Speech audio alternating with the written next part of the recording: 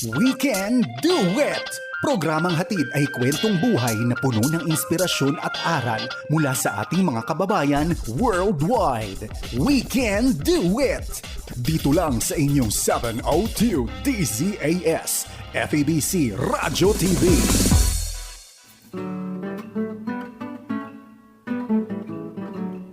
From Southern California, the Far East Broadcasting Company presents We Can Do It! Una po maligayang bagong taon sa inyo lahat. Maligayang bagong taon sa aking Ate Maru. Kamusta ka po? Nagbago lang ang taon pero ganun pa rin ang aking Ate Maru. Napaka on fire para sa Panginoon. Kamusta ka po, Ate? Oh, praise God, praise God. Alam mo naman, the Lord provides and ang napakaganda sa Panginoon, hindi siya talaga nagkukulang because the joy of the Lord is our strength. Yan tunay. The strength would always be there every day when we open our eyes, even when we are asleep. Sometimes iniisip ko, wow, galing talaga ni Lord kasi maski natutulog na tayo, wala tayong ginagawa. Nag-i-snore pa tayo kung minsan pero nandyan pa rin siya sa atin. Amen. Dito sa Amerika, malamig pa rin kaya naka-jacket tayo at si Ate Maru matatag sa lamig. Bilib ako sa kanya. Pero kahit sa Pilipinas, ang pag-ihip ng hanging amihan nagpapatuloy pa rin. Kaya malamig sa Pilipinas ngayon. Mga kababayan at mga manonood, tagapakinig, mabuhay po kayo. Pagpalagan ng ating Panginoon. Ate Maru, excited po ako sapagkat simula ng bagong taon, simula ng buwan ng Enero, napakaganda, napaka-espesyal ng ating guest at marami siyang ibabahagi, Ate Maru. I know. Alam mo, this is the second time na naging guest sa ating program. The first time was a very, very inspirational dahil kasama pa natin noon yung kanyang may bahay na si Kuya Bricks. And this time, she is alone, but never alone because God would always be with us. Kasama yung kanyang napakasipag na dalawang anak. So, matidilig din natin yan sila sa program. So, this is the first time after 3 years at alam ko marami ng mga nangyayari din sa ministry na ito. At papakinggan natin yan. So, ang ating special guest, just to let you know, is a graduate of University of Pangasinan. And she worked with Palawan Hope Christian School from May 1, 2000 up to April 4, 2009. That's about 8 years and 11 months. Started unang hakbang sa Pangarap, a preschool incorporated with the late husband, Bricks Abela. So nandito siya muli sa atin at syempre marami na may kasama niya na ang kanyang dalawang anak. So let's welcome back sa ating program, Mrs. Hazel Pastera Abela. Praise the Lord. Magandang gabi po sa inyo, Ate Hazel. Kamusta po kayo diyan sa Palawan? Mabuti ang Diyos. Magandang gabi sa inyo dyan. Magandang umaga dito sa amin. Maligayang bagong taon sa ating lahat. Panibagong pag-asa, panibagong pagpapala, panibagong pagkakataon ang binibigay ng Panginoon sa atin upang siya'y mapaglingkuran. Malaking pasasalamat ang aming binibigay sa Panginoon sa pagkakataong ito na makasama kayo. Napakaganda talaga ng spirit ng Ate Hazel at talagang sa simula pa lang ay meron tayong may salawi kayo si Ate Maru, Ate Hazel. Ay ibig daw sabihin na We Can Do It. Ito po yung weekly program na kung saan tinatampok natin ang mga kwentong may kwenta. Kaya alam ko marami tayo matutuhan dito. Binabasa ko yung write-up ni Ate Hazel at yung kanilang mga gawain. Ibang klase ministry ito. Hindi lahat kayang gawin ito. At ang Ate Maru ang ating lead interviewer at ako naman po isalingkit lang dito. No way. Sige, Ate. Yeah, one thing na nung nadinig ko itong unang hakbang sa pangarap, just the thought of it, napakaganda na, no? Unang hakbang sa pangarap, that means my future. And then, ang sabi sa akin, this is centered on the tribal families, the Bajau and whatever. So, Hazel, please bring us back to the history of unang hakbang sa pangarap when you were starting this with Kuya Bricks. So Yes. bring us back there. With all my heart, I would really love to share the story of unang hakbang. Mayroong isang problema. Ang problema, kung paano mapapanatili sa paaralan ang mga katutubong Palawan, yung mga nitibo sa lalawigan ng Palawan at ang mga batang Badyaw, na papansin ng mga guro na basta na lang sila nag-drop out mula sa eskwela. Ang basta naming problema, hindi madali sa kanila ang mag-cope sa mga pangangailangan ng mga learning task na kanilang kinakaharap sa school. Wala silang suporta na nakukuha mula sa kanilang mga magulang dahil ang mga magulang wala din namang maibibigay. So kailangan ng intervention. So ginawa namin yung tutorial na may isang guro na naghahanap ng trabaho at ibinigay sa kanya ni Bricks ang gawaing pagtulong sa mga bata. So nagkaroon ng tutorial program. Ang simbahan na ginagamit sa pananambahan sa araw ng linggo, nagiging tutorial mula Lunes hanggang Sabado. Maliban pa sa tutorial na nagbigay ng lakas ng loob sa mga bata na bumalik na sa public school dahil meron na silang assignments, meron na silang mga projects, ang isang dapat pagtuunan ay yung mga batang maliliit. Kailangan nila ng gabay na maihanda ang sarili para pumasok sila sa big school. So doon pumasok ang unang hakbang.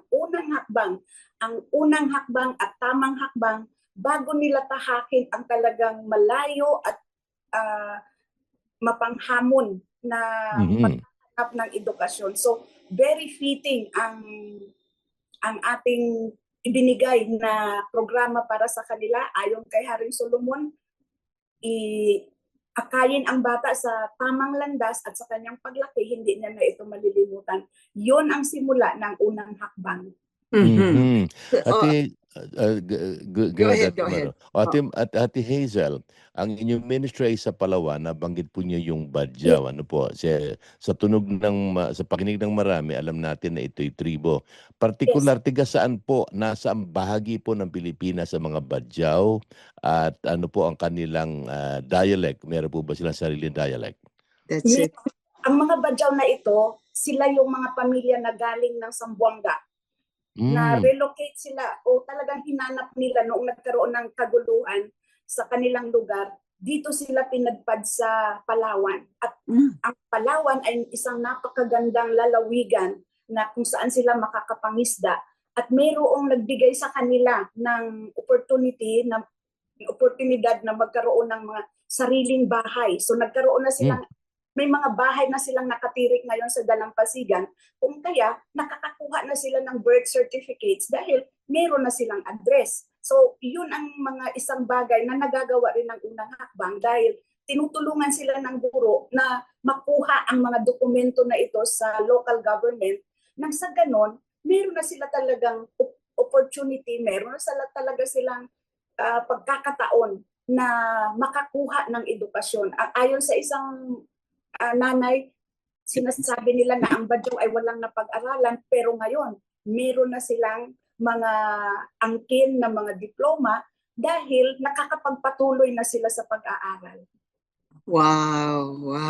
Oo. What a challenge, ano. Yes. So paano? Yeah, I was just wondering, paano ang communication sa kanila, yung teacher, and how many students have started this particular ministry? Yung teacher ba has to speak Badyaw? Ganon? Kailangan na ang mga guro, hindi lamang sa Badyaw, kung hindi pati yung Palawan, yung Palawan, kinakailangan na ang kanilang guro ay mula din sa kanilang community. Mahalaga na gamitin ang unang wika para sa tuturo ng mga bata. At yun din talaga ang ginagamit namin magpakahanggang ngayon dahil mahalaga na matutunan ng mga bata hindi lamang yung kanilang wika, kung hindi yung kanilang kultura, yung kanilang pagsasayaw, yung kanilang mga kasaysayan, nang sa ganon magkaroon sila ng matibay na pagkakakilanlan sa kanilang sarili. Yun talaga kita ni Bricks na kanyang vision, yung ipagmamalaki nila ang kanilang kakanyahan. Hindi nila ikahihiya. Ate About, Hazel, yeah. gaano po karami ang Badjao population diyan po sa Palawan? Gaano po sila karami? Approximately. Okay. Wala akong data sa ngayon, pero sa community na aming ah, pina, na aming pinaglilingkuran, halos okupado nila ang isang stretch ng dalampasigan. Kasi pag mayroong silang kamag-anak na may tirahan na, talagang iimbitahin nila, aanyayahan nila. Nakita nila naman yung kanilang lifestyle noon na sa bangka lang sila naninirahan, na mas maigi talaga kung sila ay may mga sariling bahay na. Bagamat sa dagat pa rin sila kumukuha ng ikabubuhay, may stability kapag meron silang mga tahanan. So wala akong data na makukuha tungkol sa kanilang population, pero one thing I know na itong mga Badyaw na aming pinaglilingkuran, naging Christian sila. Amen. Ang mga ninuno nila ay galing sa Zamboanga. May mga outreach ministry ang Kamakop doon, yung Ebenezer Bible College. Opo. Okay. Na bahagi na ng salita ng Panginoon. So, noong sila'y napalipat dito sa Palawan, naghanap sila ng mga evangelical churches. Doon namin sila nakilala. Amazing. So, you started with how many students? Can you still remember kung ilang estudyante ang was it attractive? Nung nag-start kayo, attractive ba talaga ito sa mga parents na, Yes, na gusto nila yung mga anak nila ay matuto talaga? attractive talaga kasi saan pa sila kukuha o saan pa sila makakakita na ang preschool ay may quality at libre at talagang naandoon sa kanilang komunidad. So nagsimula kami sa isang center, ang unang hakbang sa Linangan. Kung hindi ako nagkakamali, sobra-sobra nga yung bilang kaysa ideal number para sa isang classroom. So, kasi talagang kahit na nga hindi preschool aged, mag-i-enroll pa sa amin because that's the only place where they can get the basic skills. So yung classroom dati ay naglalaman ng 30 to 35 children, which was at first very difficult to handle ng isang teacher. So meron din siyang teacher aid. Pero nagawan din ng paraan. We accommodate everyone who has the need to be trained to have the basic skill para makapasok sa public school. Oh, wow. Paano po ang do you also have special class for the parents na naghihintay ng kanilang mga anak o kaya sayang din kasi nandyan lang din naman sila. Did you come up with a special ministry for them? Nakita yung isang need, mas nakita uli yung isang need na pati mga magulang, kailangan nilang matutong sumulit sa alam. Dahil nagsasaw, yung tammark lang sila kapag kumukuha sila ng ayuda galing sa gobyerno. So ang sabi ng kanilang mga anak na natuto ng magsulat, tuturuan kita ina, magsulat ng pangalan mo para Wow. Wow. Ang mga teachers din, nagkaroon din talaga sila ng kabigatan sa kanilang mga puso. So even without our knowing, gumagawa na pala sila ng mga extension classes after the class ng preschool sa hapon. Sila man din ay dahil meron namang mga materials, meron namang classroom. So, naroon din yung mga magulang para sila'y matuto, para sila'y makinig, para sila'y manood nga sa mga video lesson dahil never pa nilang nakita ang mga yun. So, lumalawak yung kumbaga, hindi lang isa ang natutugunan, marami pang mga pangangailangan. Wow. So you're actually shooting two birds with one stone, the parents and birds. and the kids. Oh, wow. So what are some of the challenges on the side? May mga problema din ba kayo as yung mga teachers as they continue to teach? What was yung pinaka-common problem sa kanila? Kahit naman gusto ko talagang magkaroon yung mag-embrace ng positive outlook, napakalaking hindrance pa rin yung mindset ng mga magulang. Marami pa rin mga magulang talaga, lalo na sa mga katutubo, na kapag natapos na ang bata sa unang hakbang, hanggang doon na lang. Sabi, Kaya nga unang hakbang dahil may susunod pa.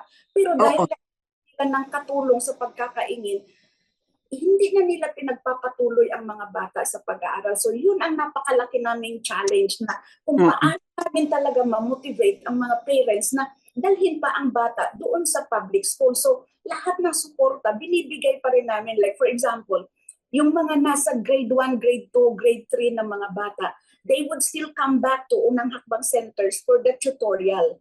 So ang teachers ay mayroong mga materials at talagang siya inaatasan na tulungan ang mga bata sa kanilang mga assignments.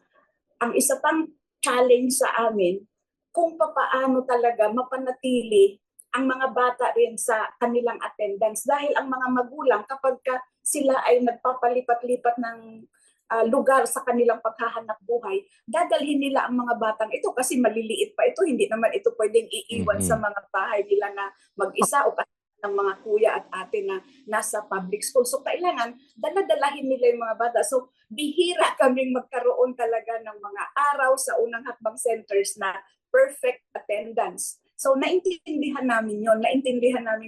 Kahit yung mga pamilyang Badyaw, kapag sila lilipat sa isang isla, pag mayroong mga opportunity to earn a living doon sa ibang isla, kasama nilang mga bata. Pero katulad ng aming tinatayuan na sa lahat ng pagkakataon, aming silang tutulungan. Hanggat mayroong bata na gustong pumasok talaga sa paaralan, tuturuan sila kahit na minsan pumapasok sila, nakalampas na ang 2 buwan ng enrollment, pero dahil sa pagnanais na magkaroon siya ng training bago pumasok, amin silang ina-accommodate. At ang ikatlo pang challenge, yung karamdaman. Sila o exposed talaga sila sa mga sakit, katulad halimbawa ng ubo-sipon, dahil ang kailang mga tirahan naman ay hindi ganun ligtas laban sa mga elemento ng panahon. Kaya kailangan sila ng tulong sa kanilang kalusugan, mga pangangailangan nilang medical, na andoon pa yung takot na pumunta sa center. Meron namang mga libreng serbisyo ng gobyerno, pero natatakot silang humarap sa doktor, natatakot silang pumunta sa hospital. So lahat nito nagsisimula talaga sa mindset, yung kaisipan ng mga magulang na sana ay mabago talaga. Kaya tuwing Biyernes, mayroon silang tinatawag na small group ministry ng mga parents. So mayroong mga pag-uusap na sa pamamagitan ng pagbibigay sa kanila ng mga gabay mula sa salita ng Diyos, hopefully, buong baguhin ng Panginoon yung kanilang patungkol sa mga bagay na ito.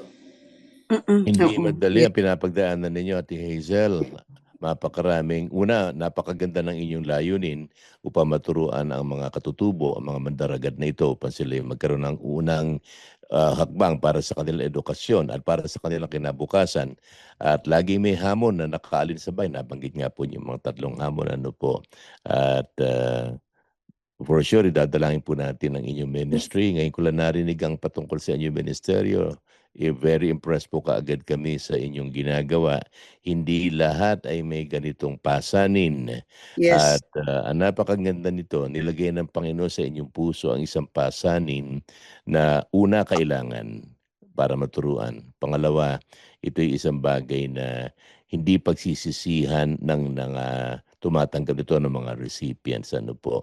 At sino po ang, kung tahasan ko na po itatanong ito, sino po nag-underwrite ng inyong operations, ng inyong mga expenses? Mayroon po bang iglesia o mayroon po bang isang organisasyon na tataguyod nito? Napakagandang tanong. Ang aming main supporter ay ang Panginoon. Praise God.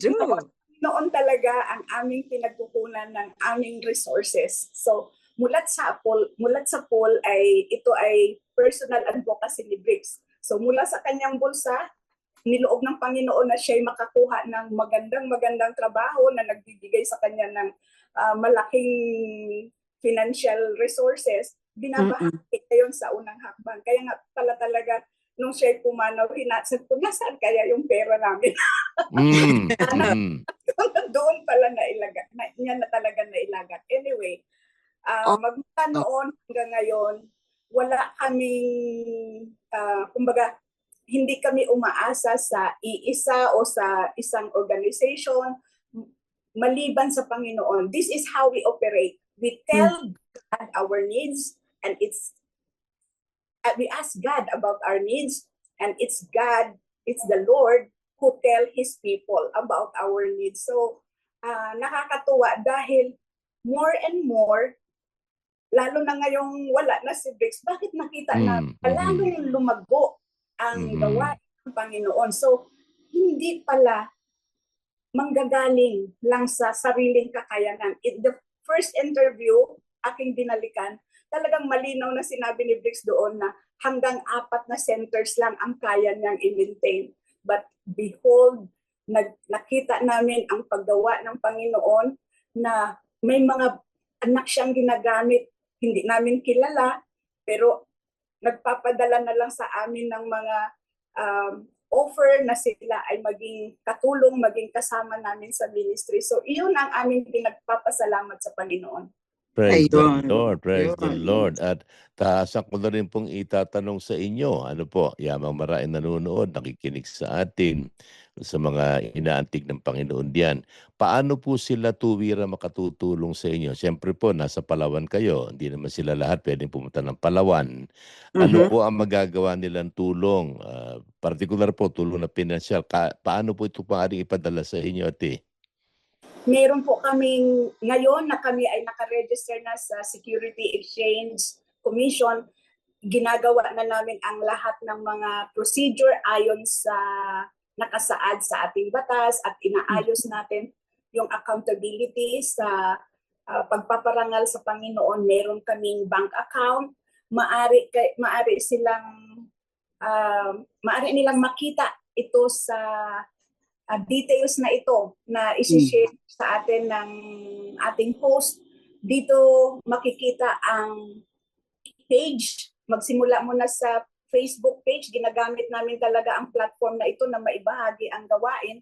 At pagkatapos, naroon na ang hamon kung paano ito maipagpapatuloy.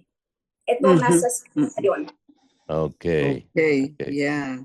So medyo wala na tayong oras, ano. We will do that sa susunod nating programa kung paano binless ng Panginoon at from the 4 centers mayroon pang additional na ibinigay ang Panginoon. Wow. What a blessing, what a special blessing using ordinary people for His extraordinary work here. Amen. Yeah. So, Hayes, sigurado babalik ka next week. Pero reminder lang sa ating mga tagapakinig at taga-subaybay ng ating programang We Can Do It. Ito po ay napapakinggan sa FEBC Radio TV at napapanood sa Facebook Live at sa YouTube channel ng 702 DZAS FEBC Radio TV. At ganoon din sa ating mga kaibigan dyan sa Corona del South, Cotabato, maayong hapon sa inyo. Invite your friends to join you as you listen to our program, We Can Do It. Ito po ay napapakinggan sa DXKI 1062, Corona del South, Cotabato, tuwing Miyerkules ng hapon, 5:30. Nagpapasalamat din tayo, Kuya Dave, listeners natin sa Corona del South, Cotabato. We are just blessed na nabiblessed din sila of what the Lord is doing sa ating program. But anyway, kami po ay pansamantalang magpapaalam. Babalik kami next week, mga kaibigan. Huwag niyong kalimutan, there are more beautiful and inspiring stories from unang hakbang sa pangarap sa pamamagitan ng ating kapatid Hazel Pastera Abela. Ito po si Ate Maru Cepeda Javier. Nagpapaalam at kasama ko si Dave Marcelo po, at kinakatawan ko rin ang ating kapatid na Shira May, ang ating engineer sa control. Huwag niyo pong kalimutan, sa buong buwan ng Enero ang ating Sister Hazel at ang kanyang ministry sa unang hakbang sa pangarap, ang ating magiging tampok sa buwang ito. Tandaan natin, sabi sa atin ni Apostol San Pablo na magagawa natin ang lahat ng bagay sa pamamagitan ni Kristo na nagpapalakas sa atin. Ang ating programa, winawakasan natin, sinasabi natin we can do it. Hindi lang po ito patungkol sa pagdudueto. Ano po? Yes. Hira naman kayo magdueto ni Ate Maru. Pero ang isang ibig sabihin niyan magagawa natin ang lahat ng bagay. We can do it sa tulong ng Panginoon. Kaya abangan po rinyo sa susunod na Sabado at sa buong buwan ng Enero ang ministry ng ating Ate Hazel ang ating itatampok. At nagpapasalamat po kami sa inyong pagsubaybay sa ating palatuntunan. At Yes. tandaan natin, anuman ang ating sitwasyon sa buhay, magagamit tayo ng Panginoon. At anuman ang problema sa buhay, kakayanin natin yan. Sabay-sabay tayo, Ate Hazel and Ate Maru, at pati mga manonood. Sa tulong po ng Panginoon, tandaan natin, sabay-sabay tayo lahat. We can do it! Woo! Bye-bye for now and we'll see you again next week, mga kaibigan. Bye! Inyong narinig ang We Can Do It! Dito lamang sa inyong 702 DZAS, FEBC Radio TV, Agapay ng Sambayanan.